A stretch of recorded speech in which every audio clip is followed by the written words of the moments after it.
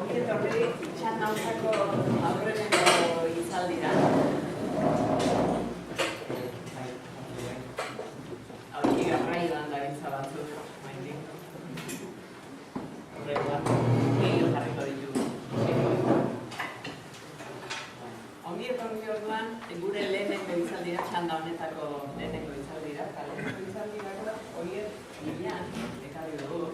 Donostiarra bera, baina barratxokoa. Informazio zientziatan lizentziatua da bera, eta kazetari lanaz aparte, idazlea eta antzerkigilea. Kazetaritza arloan, hainbat artikulu eta idatzi izan ditu, aldizkaritan, egunkaritan, telebistan ere ibilia da, irratian ere kolaborazioak egin izan ditu, kultura eta literatura rokoak. Eta bere sortze lana, lotu behar da, batez ere, eta zerbait gaizki esan behar zuzendu. Mikel Azulo... Piskate estresauta. Bueno, eta gaina, parece esan beharra daukat, izugarria dela, horien gileanen lan bilbidea.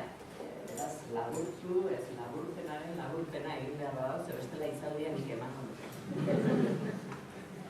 Bere hasierako sortze lana edo Mikel Azulo kultura elkartearekin lotua da, Mikel Azulo kultura elkartea arreteria. Eta elkarte horrek bultzatutako proiektuetan antolatzaile, idazle eta aktore ibili izan da. Eta talde horretan partaile izateaz gain, Metro Kuadroka, taldeko ezaguna izango duzuen, Metro Kuadroka kolektiboko partaide da. Eta batean eta bestean, hainbat emanaldi ikuskizun egin izan dituzte, eta baita, ez da egin baita, beste kolektibo batzuekin, elkarlanean aritutako hainbat emanaldi. Euskal Herrian eta Euskal Herritik kanpo. Eta bere hasierako sortze lan hori da poesiaren disiplinan hasi zuen eta hainbat ditu, baina aipatzeko eta eskuen sustraiak poesia liburua izan zana, baina horrekin batera ikuskizuna ere sortu zuten, poesia errezitalak, eta ikuskizun horren ondoren, sortu zen beste obra bat ere, Ura ez da lekua, baina horren disiplina gehiago lotuz, poesia, antzerkia, musika, pintura, eta mendun, bai liburua, gero sortu zen liburu diska edo diska liburua. Disiplina elkar. Beste bat ere bat, elkartasun basatia, berak eragutzeko ditu. Hori poesiari dagokionean, eta antzerkian, hemen ere hainbat munduko jakintzurik kontoena, eroi, arrarua, Mister Senyora, enpatzekoa, eta azkena Zauri Bolodia. Zauri Bolodia, nonbait definitzen ere nahiko zaila, zer dituta daude, poesia da, bestean novela eta antzerkia, baina hau, horreko nasketa da, nonbait zaila marra definitzen poesia, narrazioa, saiak edatik ere badu, eta aktore baten nolabaiteko egunerokoa edo, eta borrokan hainbat gairen inguruan. Itzaldiari ere neko izenburu politia jarri diogu, beraz, jaberari pasako diogu. Eskerrik asko, bizi hitz gutxi batzuk, ondo entzuten zait? Gero jarri dut. Esan bezala, eskerrik asko, bertara gonbidatzeagatik, plazer handi bat da. Hemen berriro egotea, duela kontuak ateratzen duela 10 bat urte egon ginen hemen, haiek hortan, pareta hortan, berrioroi egiten, Eta berriz ere hemen, niretzat gainera Larratxon egotea oso gauza berezia da, aipatu den bezala, bertan jaioa edo bertako izan zen nire lehenengo etxea. Hemendik gertu. Eta bertara etortzea, niretzat oroitzapenen kuntza zabaltzea da, ez? Ekartzen dizkiadako gora hautzaroko txoko asko eta gauz asko. Lehen, hor, kanpoan egon naiz kafe bat hartzen, goizeko bigarrena, eta gare horrendik aldo nago. Batzutan, uste dut, topikoek pixkat egia esaten dutela, bohemioen bizitza eta guzti hori. Ez dakit zenbateraino, baina benetan niri goizetan asko kostatzen dela esnatzea, normalean sista bota arte, guzti esnatzen. Beraz, bakatuko dira zuen pixka edo handik eran bat emanago lauso. Goizetan egin nintzen bezala, lehen kafeak, bigarren kafea hartzen egon naiz, eta ikusten duen eskola hau, eta akordura etorri zait, esan horre egon arte, etzait etorri nola, bertan ikusi nuen nire lehenbiziko antzeslanetako bat, herriko, auzoko jaitaka mientzat herriko zen. Ez nesko goratzen zen, baina gai batean bazira nola katxik horretako marioneta batzuk gazteleraz, garai hartan. Eta, lehenengoa Teresa Rabar izan zen Donostian, baina ez gustatzen normalen hori gehiagei batzea. Arreza gero derrigortu nindutelako goeko berari autografo bat eskatzea eta oso gaizki pasan duelako.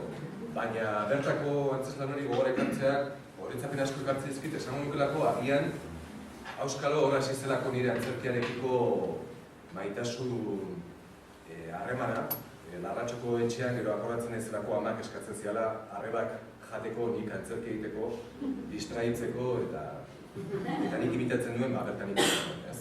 Baina, horrelako nostalgia galde batera utzita, bi aitortzakin hasiko naiz. Bat, hau dela nire lehenengo itzaldia, edo, ez egit oso ondo zer egingo dudan, lehenengo aldia dudalako, eta normalean, hau ez topiko bada, baina egiazkoa, antzerkia egiten dugunok lotxatiak izaten gara, nik oso lotxatia naiz, eta asko kostatzen zaigu publiko horrean hitz egitea. Asko zerrezago egiten zait bilusik ateratzea hola egiten, hitz egitea baino, ez? Baina, gaur hemen saiatuko naiz fundamentua egiten. Eta bestetik, esan bezala, bigarren kafea hartu dudanez, eta ur bat, uste nuen ez dagoela urduri, baina agian banago, komuna hemen dago, ez? Ezko zein duzte bideo batek? Aurretak, aurretak. Hau da, bera urte batzuk egin genuen antzeslan bat, zertarako egoak, berriaren enkarguz, eta bertako pasarte txiki bat hasteko eta bitartean barkatuko diazuet.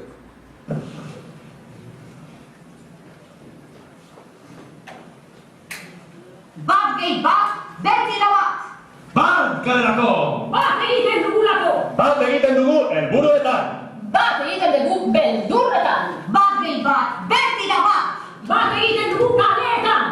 Bat egiten dugu kontraesanetan! Bat egiten dugu titularretan! Bat man! Bat woman! Bat queer! Bat gara! Pam pa pa pa pa pa. Pam pa pa pa pa pam pa pa pa pa pam pa pa pa pa pam pa pa pa pa pam pa pa pa pa pam pa pa pa pa pam pa pa pa pa pam pa pa pa pa pam pa pa pa pa pam pa pa pa pa pam pa pa pa pa pam pa pa pa pa pam pa pa pa pa pam pa pa pa pa pam pa pa pa pa pam pa pa pa.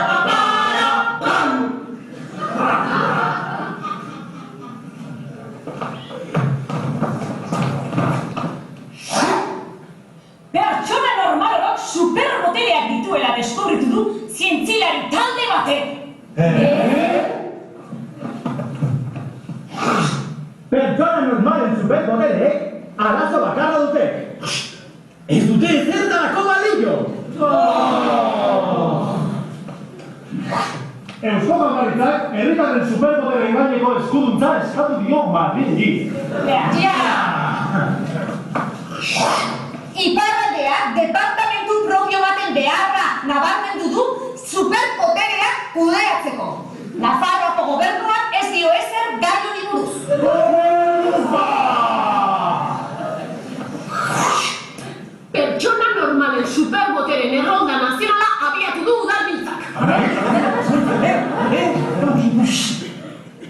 Hauek dira, orain arte aurkitutako pertsona normalen superboterea. Ordaindu gabe poteatzeko superboterea. Kalea, alboetara begiratu gabe zeharkatzeko superboterea. Soilik, letrarekin hitz egiteko superboterea. Jendearen pentsamendua irakurtzeko superboterea, baina soilik, ulertzen ez dituan hizkuntzetan. Limoi bat, begiak itxi gabe jateko superboterea. Eroskira sartu eta ezer ez erosteko superboterea. Lagunen lekutik 111 kilometrotara egiten duen temperatura jakiteko superboterea. Inautzaka duen soinua ez entzuteko superboterea. Burkina Fason dagoen euribizien kopuru zehatza jakiteko superboterea.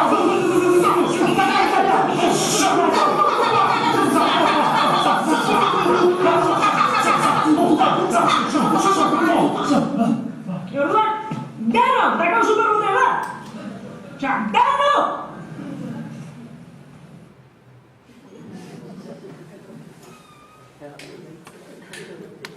Barkatua! Horiek eginen dagoa! Bitartean, barkatuko diezue. Kaixua! Denbora pixkat egingo duta! Lagunak, lagunik, lagunuk! Zer da superbotere bat? Zuba lakizu zer den superbotere bat. Eta bat. Ondo da, nik egingo dizuet apur bat itzaurre.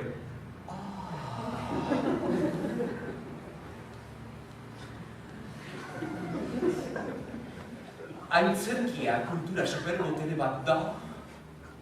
Xenize, nik zera esango nuke, esango dudanez. Antzerkia ez dela normala.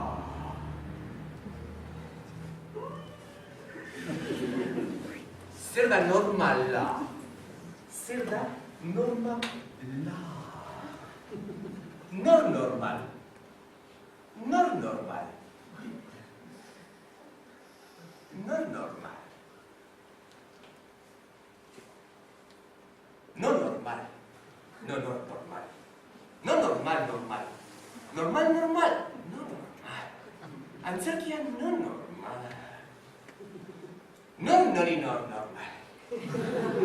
No normal. No normal. No normal. No normal. No normal. No normal. Normal. Normal, no normal. No normal. No normal. Antzerkia no normal. Normal normal. Normal normal. No normal. No normal normal. No normal, no normal, normal. Bat normal? Bat normal? No normal, no bat normal. No normal, no bat normal. Batman normal? Batman normal? No normal, no Batman normal. Batman no normal. No normal, no Batman normal. Batman no normal. Batwoman normal? Batwoman normal? No normal, no Batwoman normal. No normal, no Batwoman normal. Batqueer normal? Batqueer normal? No normal, no Batqueer normal. No normal, no Batqueer normal. No normal. No normal. Normal. No normal. Antzerkia no normal. Normal. No normal. Normal, normal, no normal. Normal, no normal. Normal, no normal. Normal, normal. No normal. Normal, normal,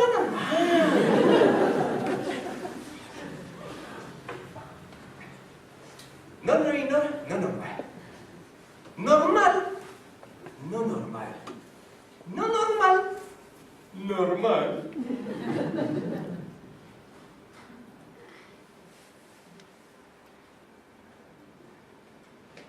Begiratuko dut. Ea, odiarek bukatu.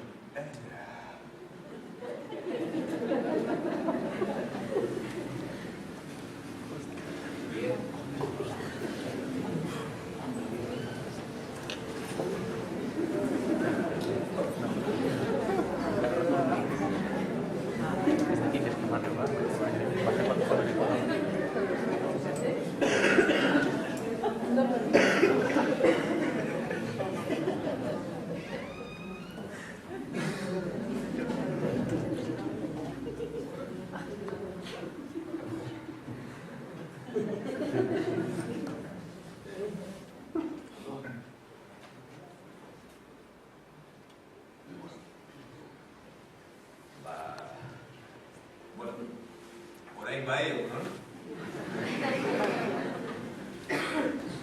Bueno, personaje baten ziklistin batekin hasi nahi izan dut. Jarriko dut. Orain bai, beloak adala, Orain hartzen dut. Pixka, keinu eginez zauri bolodiaren liburuari, dago jarriko dut. Ondo entzuten da bestela? Mikroa jartzeko, ondo? Bai. Ez egu jartzeko? Ondo. Bueno, txantxa mañanero txiki honekin, personaje honekin hasi nahi izan dut emanaldia esan bezala zauri bolodiari keinu eginez. Liburu horretan batez ere planteatzen da nola behin, hainbat memoria fikzionatu kontatzen dira zauri bolodia liburuan, eta liburuaren hasiera xamar kontatzen da nola Ander Rikusek behin esan zion zauri bolodiari, esan zian niri, berak esberdindu egiten zuela, ez? Personajea, pertsona eta pertsonaiaren artean. Bakatu, aktorea, pertsona eta pertsonaiaren artean. Eta horrek asko laguntzen ziola pixkat osasun mentala mantentzen, ez? Hasieran ez nuen ulertu nik zer esan nahi nuen, ikusten nuen zela pertsona eta pertsonaia. Eta aktorea beti pertsona zela, ez? Eta gero konturatu nintzen ez, ezberdintzeak asko laguntzen duela, eta badela antzerkiaren eta zure lanaren parte ere, horretzatik kanpo, publiko horrean egiten duzun hori guzti hori, ez? Ez dakit zuei oihartzun egiten dizuen horrek irakaskuntzatik, adibidez, pentsatzen dut, zuek nolabaiteko holtza baina ere egotzen zaretenean ere personaje bat jokatzen duzuela, ez? Irakaslearen pertsonaia. Eta hortik kanpo pertsona esareratzen dela askotan, ez? Antzerkian izango nintzateke hartzeko zozer, hirugarren plano bat gehituta. Horaitxe bertan, oierrian pertsonaia aktorea izango nintzateke. Ez dakit normalean, segurazki gero pote bat hartuko bagenu, hartzen badugu. Beste era batera hitz egin nuke eta beste era batera harremanduko ginateke, ez? Bueno, keinu txiki horrekin hasita, beste behin eskerrak eman eta egia zen duela gutxi jasunuen bertaratatzeko gonbidapenak. Eta, ilusio egin zidan eta berehala baiezkoa eman nuen, baina sexara horretu zidan, eta hori trampazan asko maitu dudalako eta hasi nien esentzik esan. Baina momentuan ez nekien zeri buruz izan zitekeen hitzaldi edo dena delako, ez? Eta, baina bai etorri zitzaidan berehala titulua zertarako balio dute, zertarako balio ez duten gauzek. Beraz, lehenbizik titulua izan izan, eta etorri izan hitzaldi. Eta esango nuke askotan egiten dugun gauza badela antzerkian, batez ere diru laguntzetara modu konkursibo batean aurkeztu garen heinean, proiektuak aurrera ateratzeko dela, askotan asmatu existitzen ez diren proiektuak sugerenteak izan daitezkenak ikusteko ea gero aukerarik badugun egiteko, ez, handik edo hemendik. Eta, intuizioarik asko egiten dugu normalean, eta intuizioak zer esaten duenean, normalean izaten du arrazoiren bat, eta zertarako balio dute, zertarako balio zuten gauzek, berehala konturatu nintzen, segurazki konstante bat izan dela sentimendu hori dugun ibilbide osoan, ez? Eta esango nuke kulturan, eta segurazki irakaskuntzan ere, neurri handi batean askotan sentitzen dela galdera hori, ez? Zertarako ahalegin guzti hau, benetan baloratua da, hor sekulako barne gatazkak eta borrokak edukitzen ditugu eta kasik askotan goizero altxatzen zarenean berretsi egin behar duzu zure apostua, ez? Edo zure nahia edo zure borroka hori, ez? Eta esango nuke, Zauri Bolodian kontatzen den bezala, etengabeko krisi batean murgilduta egiten duzula lan, kulturan, behintzat, lan egiten duzunean, ez? Etengabeko prekaritate batean, eta etengabe zure buruari galdetuz zein den egiten duzun horren balioa eta zentzua. Eta ari horretatik tiraka, zein nintzen beretak idazten nintzen bat. Pero, nik esan nintzen. Orduan, egin dezakedana da, bizipen batzuk konpartitu eta horretara etorri nahi izan batez ere, ez? Bizipen batzuk konpartitzen. Eta, duela 25 bat urte, igo nintzen lehenbiziko aldiz oholtza gainera, kenduta arrebari egiten izkion antzespen horiek, eta ordutik, askotan tokatu zaigu kazetariekin egotea, elkarrizketak ematea, galderei erantzutea, eta antzerkiarekin, esango nuke literaturarekin baita ere. Nik kazetari ere banaiz, eta badakiz zer den ibiltzea presaka eta eloguz kontra, eta askotan, gauzak benetan ondo prestatu gabe eginez zure lana, eta askotan egiten dizkigute errepikatzen diren galderak. Esan dute, 25 urtean badaude galdera batzuk beti askotan errepikatu izan dira. Beti esan nahi dut urtero pare bat aldiz. Eta oso kurioso da, ze batzutan amorratu izan gara, ez? Galdera horiek entzuterakoan. Horrek iradokitzen dizutako, kazetariak segurazki ez duela pasatu bere lana. Puntu batean empatia bat ere badaukat, batzutan amorratu izan gara, eta denborarekin, eta hitzaldi hau, solasaldi hau prestatzen ari nintzelarik, berriz ere akorratu nintzen galdera haiekin, eta galdetu nion neure buruari, zergatik amorratzen naiz galdera horiekin. Ez da pixkat nire egoa saldatzen dela, ez nahi nukela berezia izan eta kazetari guztiak nire esanetara eduki eta oso galdera sakonak egitea eta nik erantzunare sakonagoak ematea. Esan nuke jakin behar galderari tontuenak, simplenak erantzuten. Azken batean, igual horiek direlako benetan garrantzitsuenak eta gutxienetan erantzuten ditugunak, ez? Eta 4 galdera kontatu ditu. Gehiago dira, errepikatzen direnak. Baina, ekarri ditut 4, eta saiatuko nahi erantzuten. Galdera horiek dira. Noiz hasi zinen antzerki egiten. 2. Zergatik egiten duzu antzerkia. 3. Hau da, galdera estrella. Zein da euskal antzerki gintzaren egoera?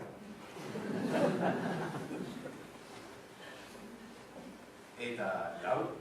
Zergatik egiten duzu antzerki euskaraz.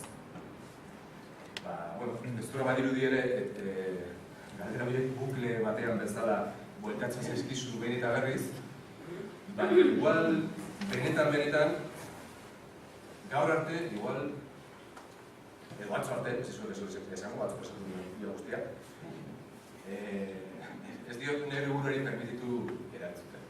Eta lehenengoarekin esan zaiz, ondua ditzuzue. Dozi momentutan, zakit oso ondo itzalien mekanismoa zelan funtzionatzen duen, baina norbaitek galdera bat egin nahi badu, edo zapata bat bota aurpegira. Lehenengoak eusko atxatu, garren guztiak.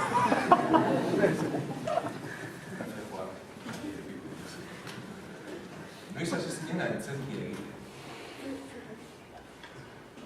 Konturatuko zineten agian, esango duzuet, 4 galdera horietan badagoela nolabaiteko progresio bat intimotik orokorrera, ez?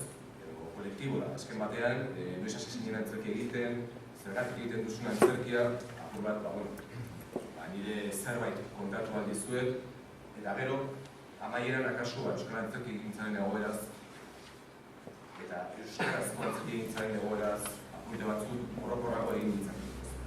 Beraz, noiz hasi zinen antzerkia egiten.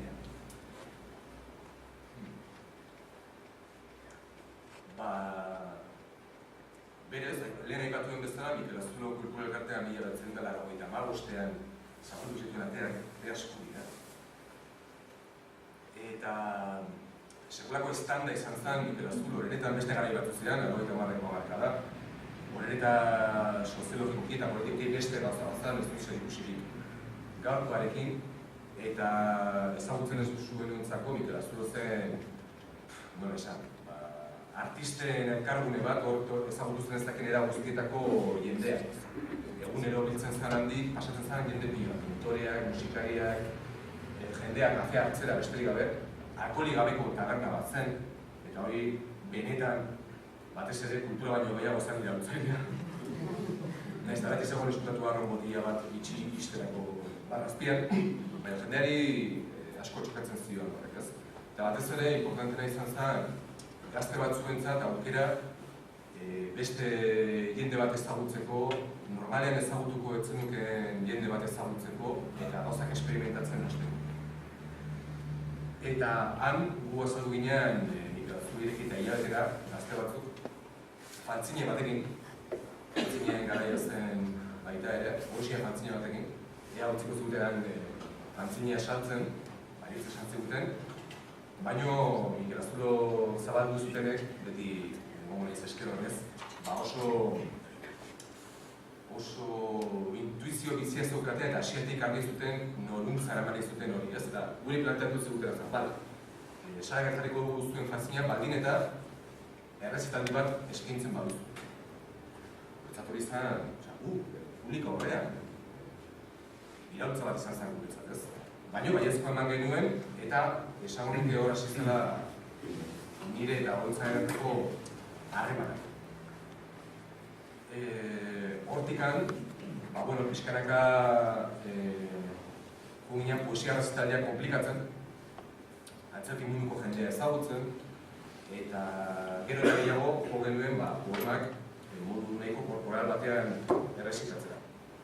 Eta pixkanaka, antzerkira harturatzen joan ginen, gara hartan horretan ere bazuen talde referentzia asko, batek ezagutzen ur taldea, bazterera ziren referentzia gehienak, ez? Ur taldea, Legaleon, gure inguru batez ere erdaldunean oso referente garrantzitsu bat izan ziren, ez? Eta haiek gurutzatuta ere, pixkanaka jo genuen antzerkira.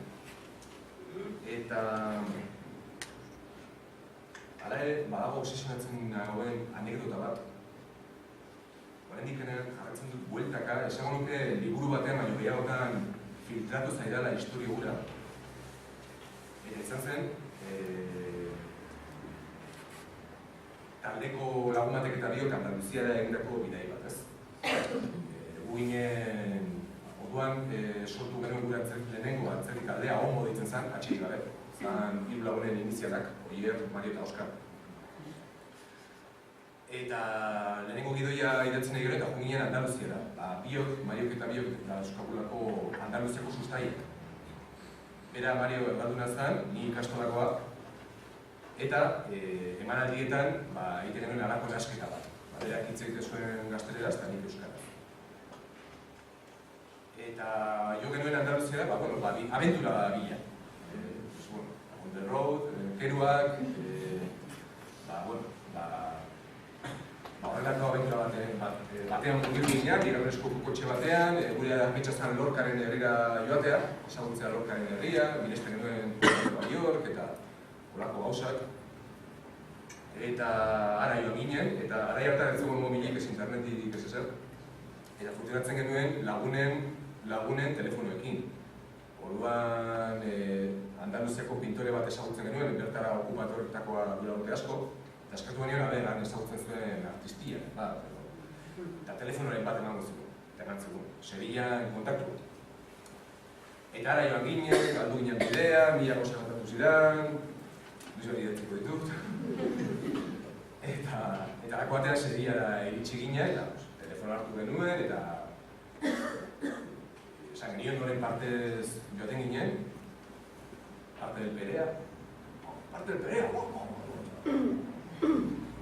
eta bereara beratu ginen eta bereiekin joan ginen. Jose zan, bila etorri zitzaigun pertsona hura, aktorea zan, bereiek zaukaten talde bat ditzen zera La Jauria, oso kaineroa, umore oso absurda egiten zuten, baina 2 urte gehiago zituzten, garai hartan oso 30 bat, eta ginen bereiekin bizitzen astebetez, Sevillako undergroundean. Eta han ere ezagutu genituen etxe okupatuak, han ere ezagutu genituen antzerki talde sorgeriak, eta inpaktatu gintuen besteak beste bat nola bizi ziren. Egon ginen bereiekin ganbara batean bizitzen, eta ikaragarri izan zen nola bizi zuten, gainera han oainik anare gehiago langabezia tasa altuagoa izan delako beti, eta aurkoan ere ala zen, eta ikaragarria zen nola ateratzen zuten bizitza antzerki egiten jarraitua izateko, ez? Eta bi gauza gertatu ziren orduan niri betirako markatu ziatenak, markatu nindu. Bat, solasari bat egitako batekin, Franciscorekin, terraza batean, ez dakit zer ikusitzen genuen, 1000 gauzetaz. Momentu batean esan zigun, bera proletario bat, ez dela. Berak bere burua zeukan langiletzat. Eta oso gogoa dut zelako konbentzimenduarekin esan zian hori, ez? Eta horrek biziki inpaktatu ninduen neure burua eskolako inoiz kulturaren testuinguruan horrela ikusi, ez? Langiletzat. Eta hor hasi zen, egiten dugunarekiko beste bizio bat jaiotzen gaur arte irauten duenaz. Eta horregatik eskatzen gaituen beste prekarietateak, eta horregatik egiten dugu asko militatzen dugun arren, hala ere, zerrateko aldarria eta bat. Eta beste izan zen, egiten ziren esperimentu performatiko bat, hartu dituzten Mario eta Biok, gogoan dut, ganbara hartan, Sierpes kalean, eta esan zuten, egiten ari zirela esperimentu bat, hainbat jenderi bideoak grabatzen, galdetzen zergatik egiten zuten hainbat jende kultura mundukoa, antzerkikoa bat ezaten. Zergatik egiten zuten antzerkia, zeintzuk ziren beren ametsak, eta nola ikusten zuten beren burua 30 urterekin, 10 urte beranduago. 30 piko urterekin. Guretzat hori zan, inoiz iritsiko izan garai bat, azkerak iritsita pasa ere egitena, garai hartan oso urrun zegoen, ez? Eta akordatzen naiz, eseri ginela sofa hartan, Che Guevararen Benedettiren liburuez inguratuak eta Tom Waitsen biniloak hor bistan zaudela. Eta hon ginela kontatzen Mariok eta Biok, kamerari begira, zeintzuk ziren gure ametsak, nola ikusten genuen gure burua urte batzuk barru. Eta horre hon ginela, ez dakizu matiran guztuen elkarrezketak. Eta esperimentuaren amaiera zen, 10 piko urte horiek pasata, berriro elkartzea, eta berriro galdera berdinak egitea, eta ikustea zer izan den gure ametsetaz. Kulturan eta antzerkian lan egitearekin amesten zuen gure horrekin zer gertatu den. Eta oso esperimentu polita iruditu zitzaidan. Handikan urte batzuetara, Idoiaren, gure emanalditako estetika eta liburuetako ilustrazioak egiten dituen Idoiaren erakusketa baten inaugurazioan, topatu nuen Perea berriro, ara bidali gintuen, telefono batekin bidali gintuen pintore eroa. Eta urte batzuetan harremana jarritu zuen Sevillakoekin. Guk ekartzen genituen hemen boloak egitera antolatzen genizkien tabernetan eta horrela bolo batzuk, xos batzuk ateratzen zituzten, gu inoiz aktuatu genuenak, etxe okupaturen batean, baina bero momentu batean harremana bat izan. Eta berea topatu nuenean, erakusketa hartan, galdetu nion. Jose, ¿qué es del Jose y tal? Y no sé qué. Pero no lo sabes. Murió. Eta hile egin zen autoistitu batez Madrilen, guztan bizitza bilatzea Madrilea, eta hile egin zen zintzaren enteratu. Igual pasa zen urteta erdi, ez da supuzian alako sentsazio terrible bat jakitean niretzat, alde batetik lagun eta referentu bat ditzen, eta okerna ez nintzela enteratu egin. Eta ordutikan, askotan akordatu naiz, pentsa nola dien gauzak, grabaketa ari. Imaginatzen dut VHS zinta bat, nonbaiten galduta, Mario eta Bion ametxekin, eta bak ez duen memoria nolakoa den, ez naiz, bat ere gogoratzen ze arraio esan genuen. Eta emango nuke momentuetan edozer, berriro VHS zinta hori ikustearen. Eta bueno, zergatik, besteak beste, jakin nahi nukelako benetan zerretatu nahi neure buruekin, hogeita bat baino desente urte gehiago ditut. Hogeita bost urte pasa dira hasi ginenetik, baina iruditzen zait, akaso ez gara beste aldatu edo bai. Bigarren bideo hau lizentzia txiki bat da eta barkatuko diozue, antolakuntzatik ere gazteleraz delako, baina ez dago besterik, da elkarrizketa bat egin zigutena, Andaluziatik bueltan, Mario, Oskar eta Iboi, ere Donosti, no bukatu beno izan bukatzen. Ezketan luzo bat zan, berez, hau zati txiki bat izango da. Baina berez, irautekiko egin ditu eta berez aktuatuta den egin nuen eta hori da bat kontatu den ikaragarri. Eta, baina, bueno, berreskuratu egin dut bideo hori eta bideo entzun da, pentsatu nahi dut, akaso VHS zintan ez ginela ingurun orain gara. Bideo entzuko,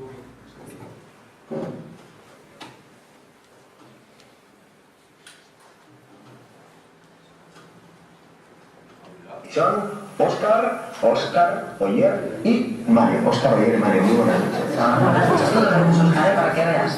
Redoble. Bueno, como queremos ir rápidamente todos a ver esa actuación y están todos esperando, que nos explique, los tres saben, ¿no? El grupo, cómo surge, a qué os dedicáis, qué es lo que hacéis. No, esto sabe, por favor. En principio, por citar los orígenes, bueno, nosotros nos conocimos hace 2 años, nos hicimos amigos. Nuestra amistad fue un fruto de experiencias bastante interesante. A raíz de eso, pues compartiendo nuestro interés por la literatura y nuestra pasión por ella, pues empezamos a realizar proyectos que nos llevaron un poco al proyecto actual, que es el proyecto Homo.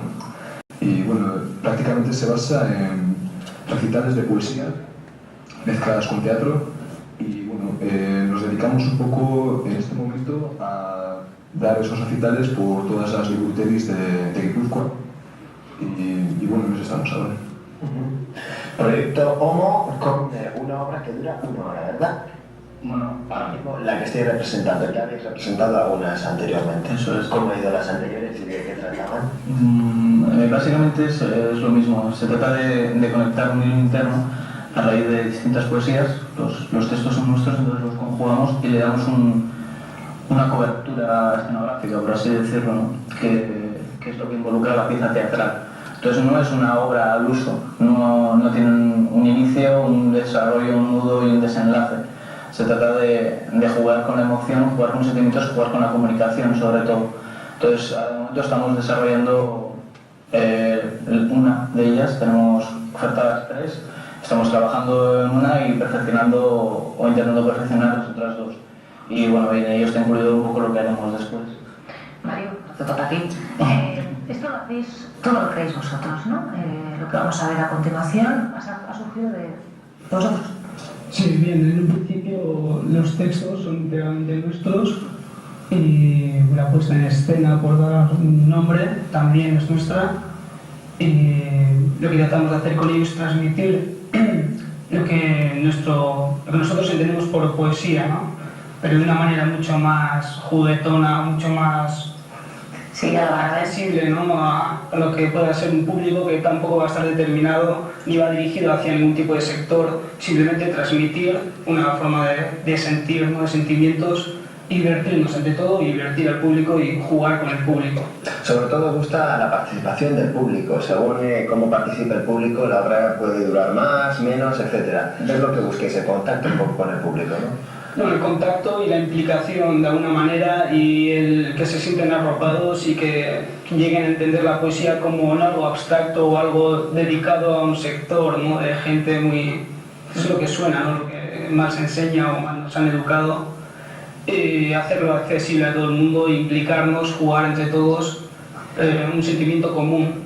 De algún modo somos conscientes de que involucrar al público es algo muy difícil, pero siempre intentamos dejar esa puerta abierta, y hay veces que funciona y otras veces no, pero por lo menos siempre tienen esa oportunidad de, si ellos quieren también compartir ese sentimiento, pues de hacerlo. Bueno, hortxe noiz hasi ginen atzak egiten, eta kuriosoa da, ikustea, nola sinisten genuen gure buruan.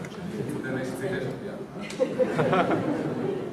Eta, baina era berean, entzutik dut esaldi horiek hiru honak eta esan nuke ez gaudera ingurun eta benetan berdin sentitzen jarretzen dugu. Eta zergatik egiten duzu antzerkia?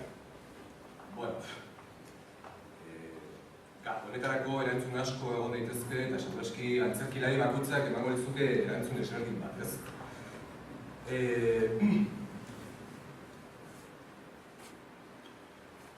Ez dakit. Hainbat arrazoi zerrendatu ditut. Zaitukun ez labur esaten, besteak beste konturatu ez dago denborak eran egiten duela.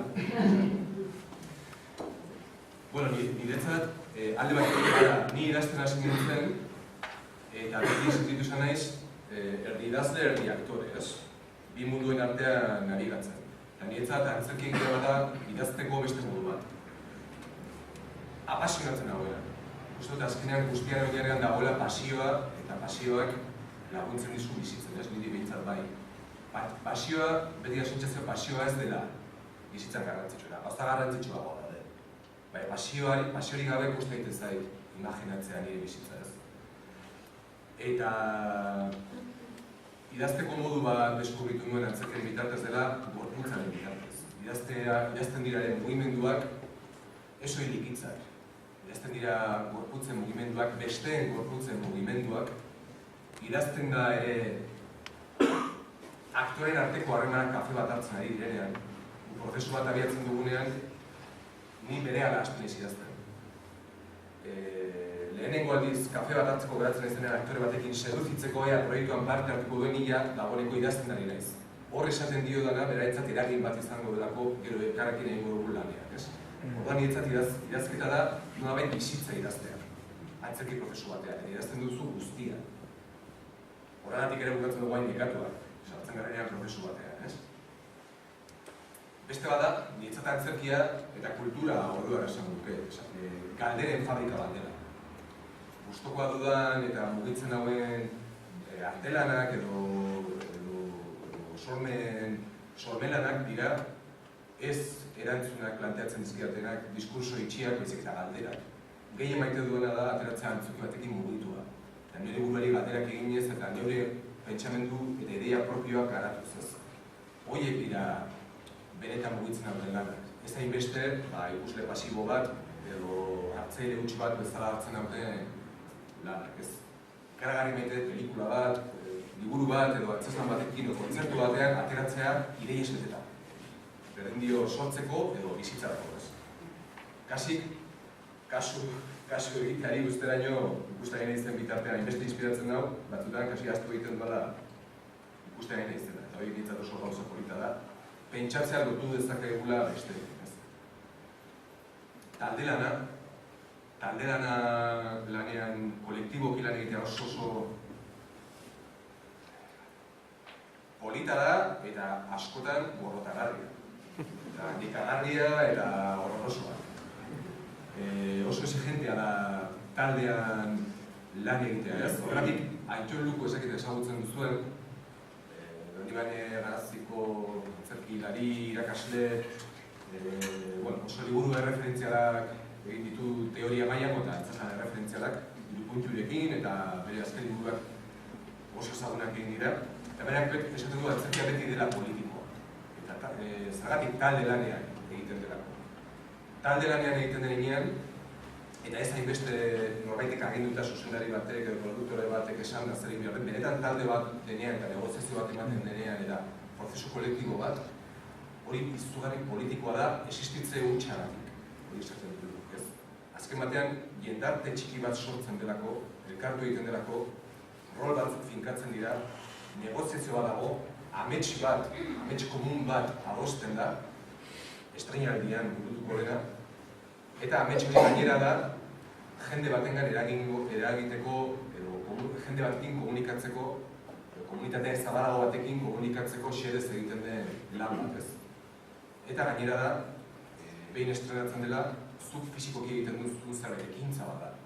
Gertatzen den zerbait da. Nolabaiteko erritual bat gertatzen da publikoarekin, ez. Eta hori niretzat, kontzientzia hori oso polita eta utigarria da, hainbeste ezintasun sentitzen dituzunean, hainbeste gauzetan, politikan edo beste nire gauzetan, edo arazo sozialen aurrean, sentitzean batzutan. Ez da xume izan, ez da txiki izan, teatroa politikoa izan daitekela, eta benetan txiki bada ere lortzen zuen momentu batean, norbaiten gana iristea, eta komunitate txiki horretan, taldearen komunitate horretan zeo zer gertatzea, apasionantea da, ez. Eta antzerkia aldiro gertatzen den zerbait da.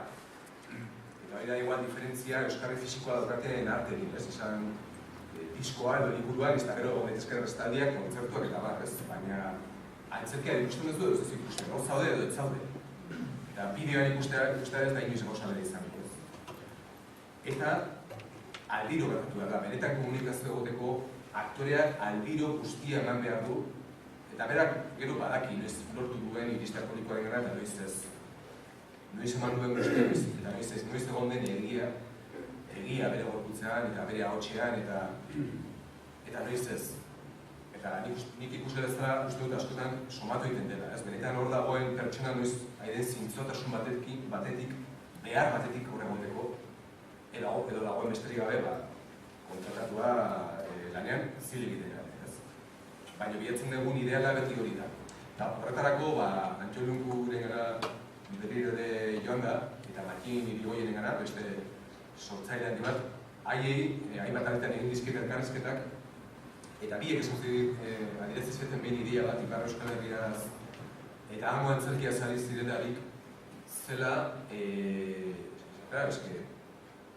guretzat, batzutan, oholtza gainea da, benetan, bizitza bat euskaraz egiteko daukagun leku bakarra.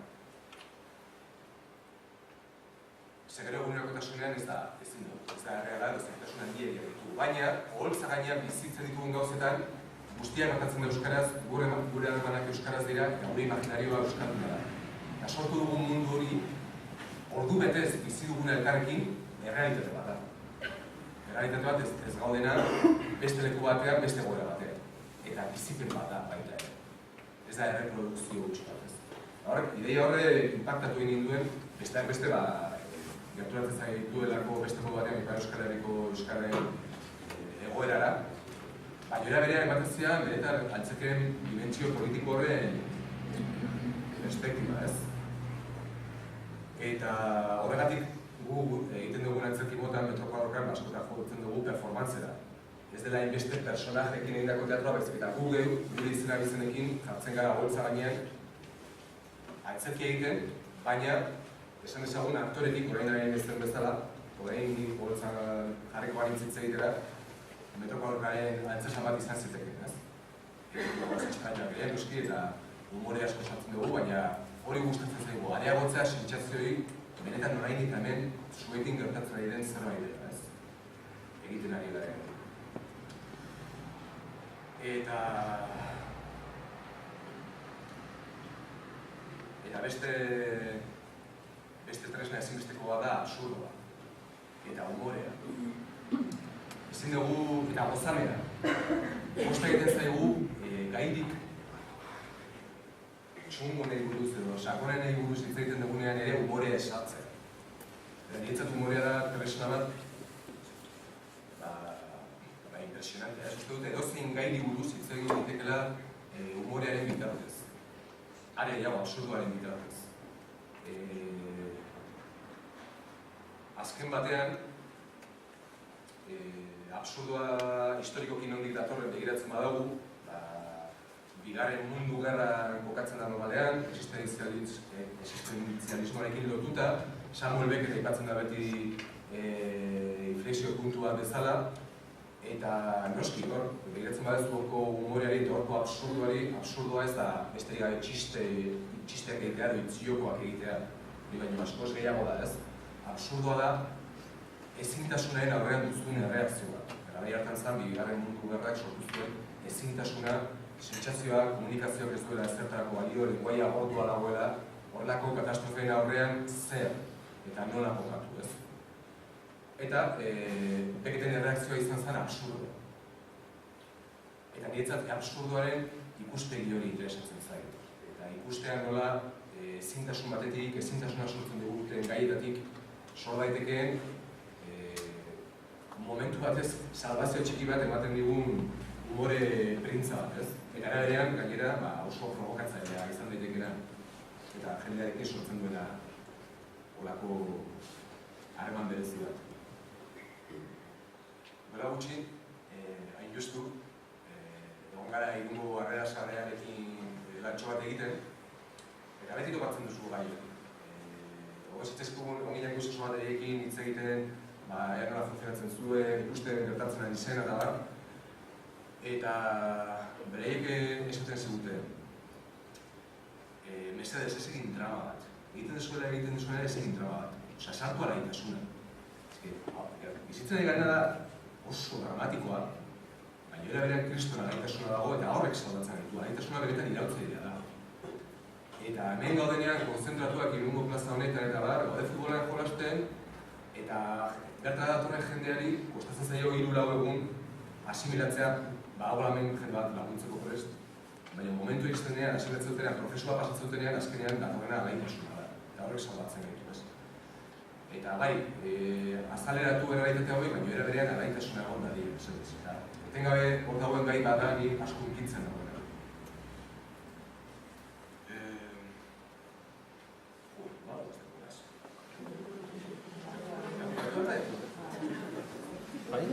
Ese zer egitzi. Eta bideoak ere okeratuko dira, guai ja amaitza dela, ez nuen espero, benetan hau nintzen esperientzia berria da, zerren guai egutzea gure batean.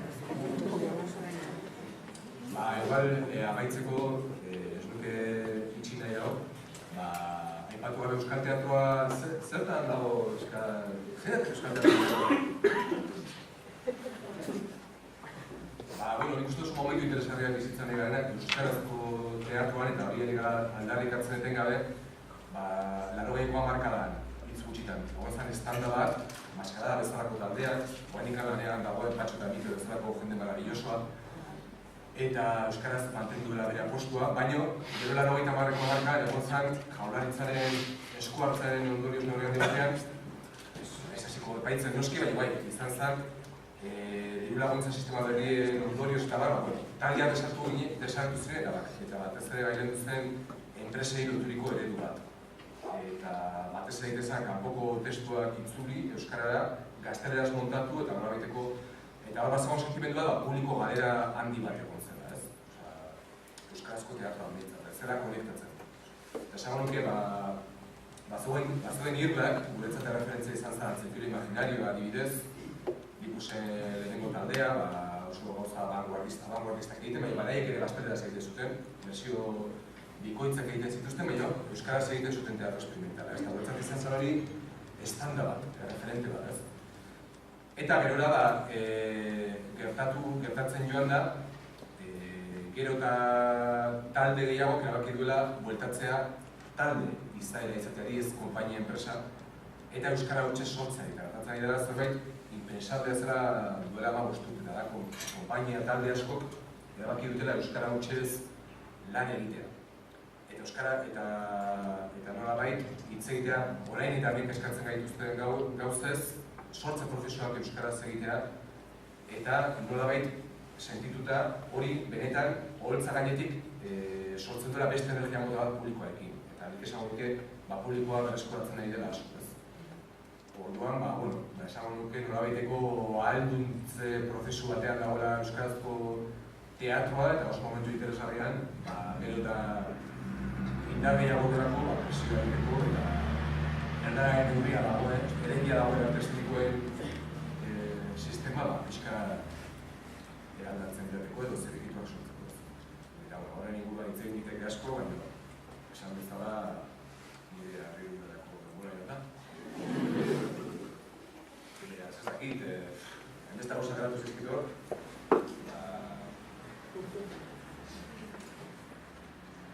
Galderarik izan ezkio edo, egin, pasai.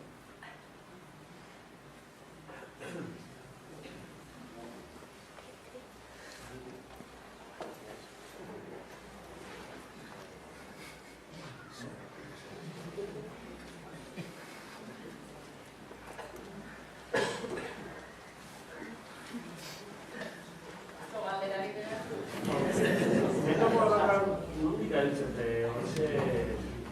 Proiektu bat izartzeko egoera bat ezkitaretzate o ze sorguna lantzeko ze ikuspuntu da ez?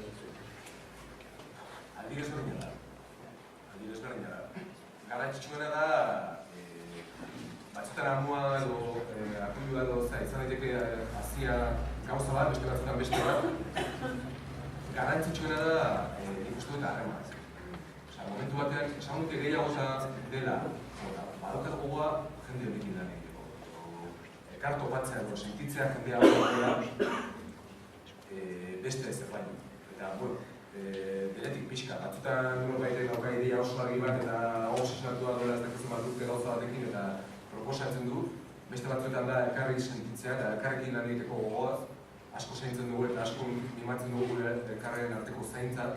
Nolabait benetan giro bat egotea eta jendearen artean eta hortik beti sortzen da zerbait hori Mikel Azulok garaitik ikasi dugu zerbait da. Eta beste batzuetan, modu kamikazean aurkezten gara diru laguntza eta batzuetan suertatzen da baten batea eta aitzakiak hau martxan jartzeko ez.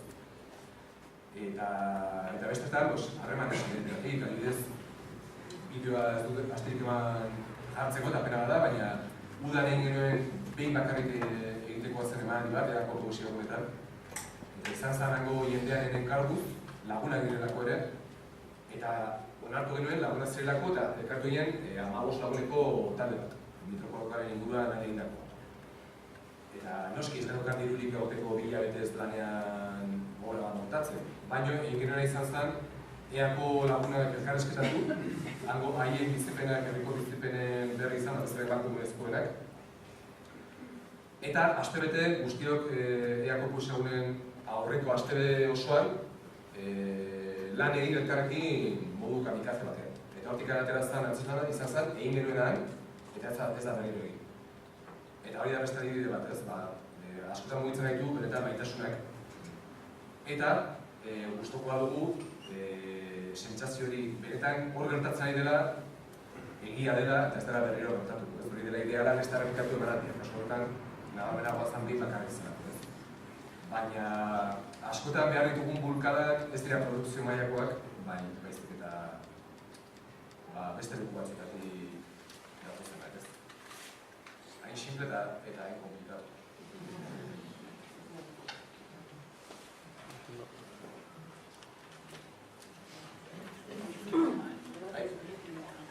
Baldo, aukera Euskal Herritik kanpo Euskal teatroa egiteko.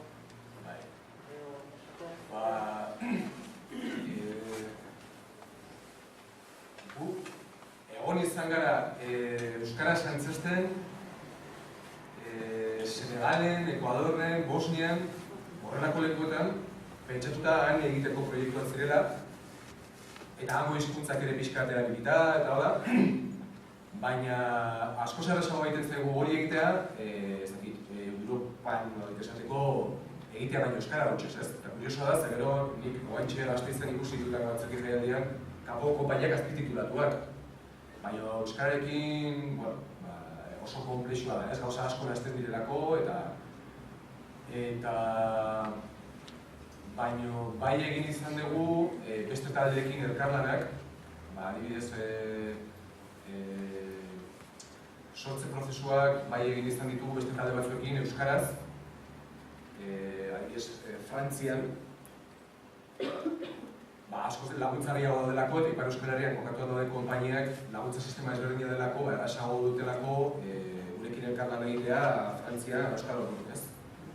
Eta horrelako gauzak bai egin izan ditugu. baina bestela, euskara hutsesan egiten dugu linean, hor egoten da muga. Hortika, gure kasuan behintzat, esango nuke, azken urteetan euskaraz da egitea baki dugun asko ez gaudela itxita, bideak bilatzari, baina era berean, ez dugula sentitzen hainbesteko beharra. Errazago egiten da, proiektuak egitea, ez da, enbertan sortutako atzesanak baino, baina hemen hainbeste dago rodatzeko, egiteko, eta ja hemen egitea ja hain da zaila, eta hainbeste borrokatu behar da, ni pixkata asaituta ere sentitzen diztena. Baina, bai, guretzak adibidez, beste herrialdetan egin ditugun proiektua, gintzatzen izan dira eskola bat ikaragarria.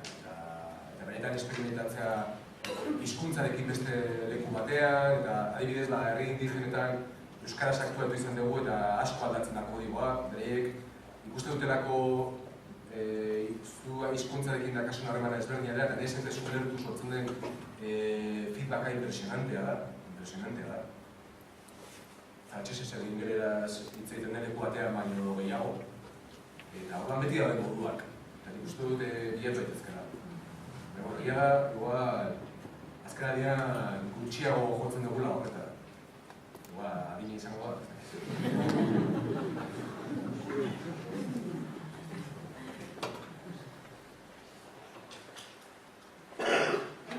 Eraik ez baldin nago du, agurtuko dugu bien, zerrik asko.